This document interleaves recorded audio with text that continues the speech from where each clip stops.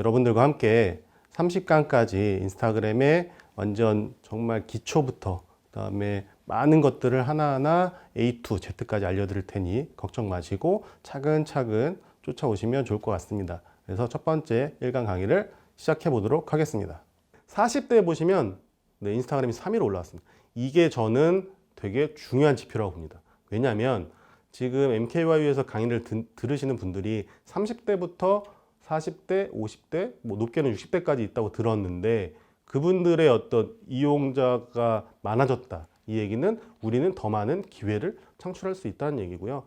그리고 국내 어플리케이션 전체에서도 이제 카카오톡은 SNS라고 보기는 좀 그렇고 메신저로 보니까 빼고서 밴드 다음으로 2위, 전체에서는 8위. 그래서 대한민국에서 1725만 명이 사용하고 있다고 합니다. 그래서 정말 급성장하고 있는 SNS라는 거 다시 한번 말씀드리고요.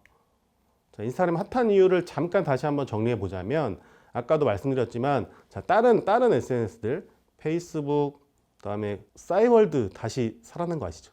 뉴스 보셨나요? 싸이월드 어느 회사에서 인수를 했습니다. 그래서 아마 다시 살아날 건데 하여튼 싸이월드, 페이스북, 블로그, 트위터까지 사실은 PC에서 먼저 시작을 했어요. 근데 인스타그램과 카카오 스토리만 스마트폰이 나온 다음에 어떤 이 모바일 어플리케이션으로 시작을 했고요. 그래서 처음부터 모바일 어플리케이션이다 보니까 되게 이 모바일에 거의 최적화되어 있습니다.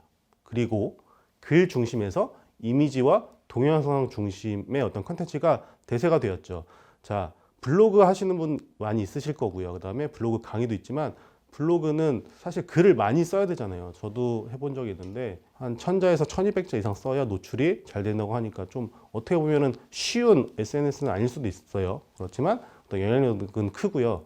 그래서 그런 글 중심의 어떤 콘텐츠에서 지금은 이미지와 동영상 중심으로 넘어왔다. 그리고 인스타그램과 페이스북을 같이 공유해도 어떻게 되냐면 인스타그램은 이미지가 위에 먼저 보이죠. 근데 페이스북은요, 똑같은 컨텐츠를 공유해도 글이 먼저 보여지고 그 밑에 이미지가 보여집니다. 그래서 페이스북도 약간은 어떻게 보면 글 중심의 컨텐츠를 활용하는 채널이라고 볼 수 있을 것 같습니다. 그리고 모든 사람들이 자, 저도 여기 있지만 이렇게 스마트폰을 들고 다니죠. 거의 국내는 1일 1 스마트폰 정도 된다고 해요. 그래서 모든 사람들이 스마트폰을 들고 다니는데 그럼 이 스마트폰을 통해서 우리가 사진을 찍고 글을 쓰고 영상을 찍고 해서 카카오톡으로 보낼 수도 있고요. 카카오톡 단톡방에 보낼 수도 있고 아니면 우리가 운영하는 SNS, 인스타그램, 페이스북, 블로그 등에 업로드할 수도 있겠죠. 그러면 그런 모든 것들이 많은 사람들에게 영향을 끼치는 그런 한 사람 한 사람이 미디어. 여러분 한 사람 한 사람이 방송국이에요. 그래서 심지어 유튜브에서는 이름을 뭐라 그러죠? 나의 채널이라 그러잖아요. 되게 대단한 이름인 것 같습니다. 그리고 네 번째가 어떻게 보면 인스타그램만의 특징일 것 같습니다. 자, 카카오 스토리를 하시던 분들이 인스타그램으로 못 넘어오는 경우가 이런 것들이에요. 특히 연령대가 높으실 경우에 제 강의를 들으면서도 그걸 어려워하십니다. 왜요?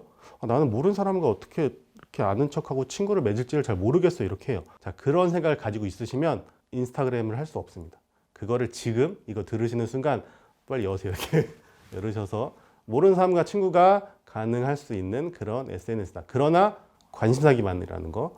인스타그램은 관심사 기반의 채널입니다. 그래서 모르는 사람과 친구가 가능하니까 마음을 여시고 혹시라도 어떤 비즈니스를 하시는데 나는 지금 국내에서뿐만 아니라 해외로 진출할 거야. 이렇게 생각하시고 있는 분들한테도 정말 좋은 어떤 채널이에요. 글로벌 채널이죠. 외국에서 먼저 시작을 했고 외국에서 더 유명합니다. 그래서 글로벌로 확장하기에 좋은 채널이라고 볼 수 있을 것 같습니다.